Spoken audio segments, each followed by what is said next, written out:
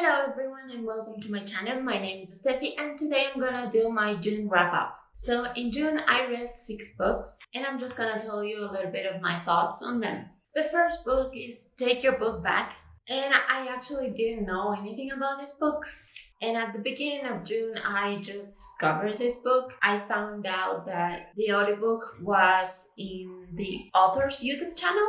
So I don't know, it looked interesting. So I listened to the audiobook and it was very interesting. This book is about rights reversion and how authors can buy their books back from publishers. So that's very interesting. It also talked about self-publishing, which I love to write and I would love to publish my own stories one day. But yeah, it was very interesting. It was very illustrative. It was a very short book, so it didn't take me too long. It was something different than what I will usually read. So yeah, I really like this book. The next book is The Little Mermaid, the full script. Actually, I have the physical book of this one, but I don't have it with me right now. Again, this is nonfiction and I actually really like it. This book contains, of course, the full script of the movie and also a lot of concept art, as well as some notes on how they animate Ariel,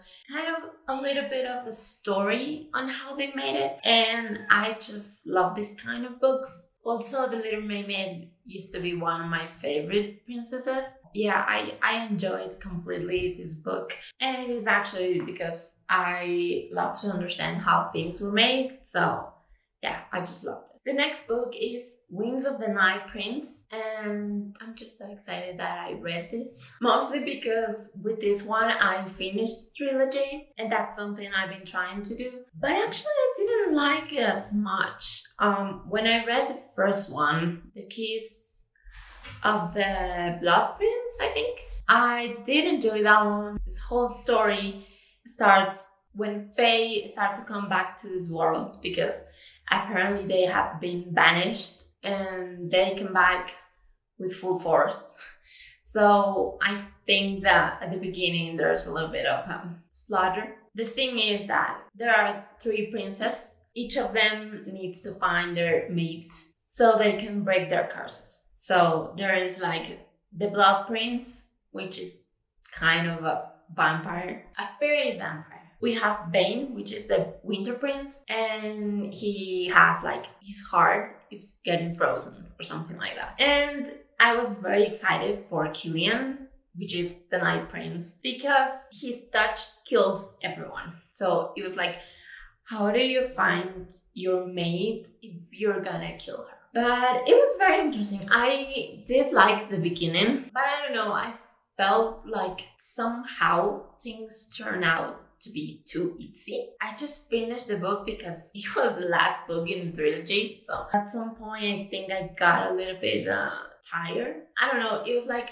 I wasn't hooked like I was at the beginning. I just finished it. I did like it. Apparently, there's gonna be a spin-off. But I don't think I'm gonna read those. Yeah, I like it for what it was, but it wasn't nothing important. I just wanted to finish the trilogy. The next book is Nazareth. This is the 4th book in Caballo de Troya. I've been reading this with my mom for, I don't know, a couple of months. I like all of them, but I think that one probably is my favorite so far. And if you don't know Caballo de Troya, it's about a time travel, and these 2 explorers go to meet Jesus. In the first book, they go through capture and crucifixion, and actually that's kind of awful. In book 4, actually you get to meet Jesus' family, and they're the best. I just love this book. It was so funny, and it's like it has like a spark that keeps you so interested. So yeah, I love this book. I read this in Spanish. I don't think there's a translation to English. Spanish is my first language. So yeah. Next, I think it's one of my new favorite books ever. This book has been calling to me for a while. It's actually one of the books that you see everywhere. It wasn't in my radar, but I don't know. Like I said, it was just like calling to me. So some weird has been happening. It's like I start a book, and what it is like I just can't finish books. That said, after I told you that I read 6 books, which is completely fine with me, I don't read 22 books in a month. That's just not me. I don't know. I was like, I don't know what to read. I don't know if I am kind of in a reading slump. I didn't know what to choose. Like I said, this book was calling to me, so I was like, that's the only thing I feel like reading. I got it, and I loved it. I read this book in a day. I usually don't do that. It usually would take me maybe 3 days, which again is totally fine. But this book, I literally read it in a day. I was just so hooked. I feel like I've been pushing myself to keep up with other people. It's gonna sound cheesy, but it kind of reminds me of the joy of reading. So I was so hooked with the story. This is a sport romance. I don't know how, but apparently I love them. So this story is about 2 best friends. One night, Brie tells to a reporter that she's in love with her best friend. So then his manager tells them that, hey, you should date, because there's a whole thing with some eraser thing from, I think it's like a stain eraser or something. They want them to do a commercial, so they should date for the thing being used to create a little bit of expectation. At the end of the day, they realize that it was a good opportunity. They decide that they're going to do it.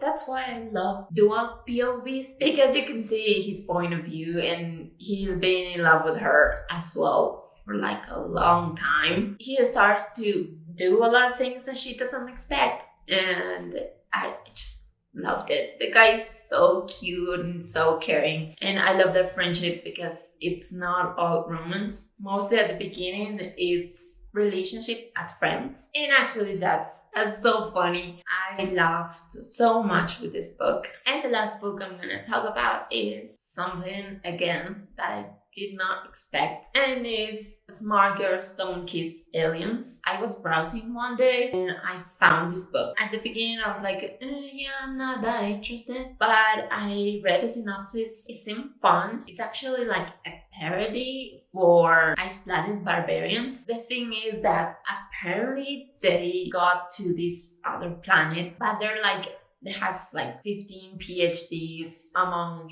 everyone. So they decide that they are going to fix the ship and come back to Earth. The tricky thing is that when they come back, accidentally, they bring back some of the aliens. So that happens, and actually I was very close to DNF. This book, I don't know, at some point, it's also dual point of view. The guy is talking and he's like, oh yeah, she's mine and whatever, and you have to give me the feelings first to tell me something like that. I think what sold me the book is that this group of men, they have a kid because his mom died when he was born. So it was like no one wanted to take care of him, and they did. So the kid is all the time with them, and actually it's the kid's fault that they come to her. But he's so cute. I love him.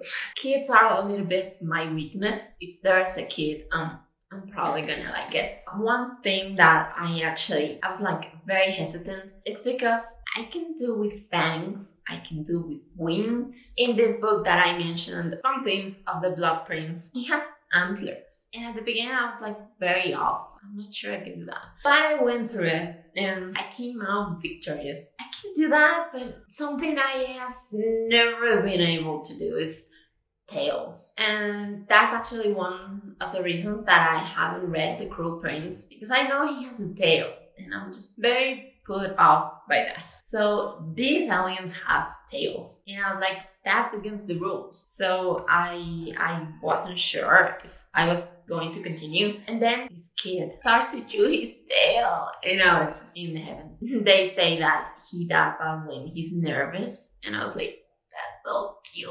Yeah, I think the kid actually sold the book for me. I do have to give to the book that it was very funny. Besides the romance that I didn't bought it. At some point, they're like, I love you. feel it, but it was very funny. And that's a huge thing for me. I still remember some quotes that I was like just laughing for like half an hour. So I did like that. And I think there's gonna be more books about it. I think actually the second one is already out. I don't know. I don't think I'm gonna read the rest of them, only if the kid is present, because this kind of thing that we have a group of friends and each book is about one of them. So I'm just not that very excited for the second one. But all in all, it was a nice book. So there you have it. Those are all the books I read in June. Let me know if you enjoyed this video, and I'll see you in the next one. Bye!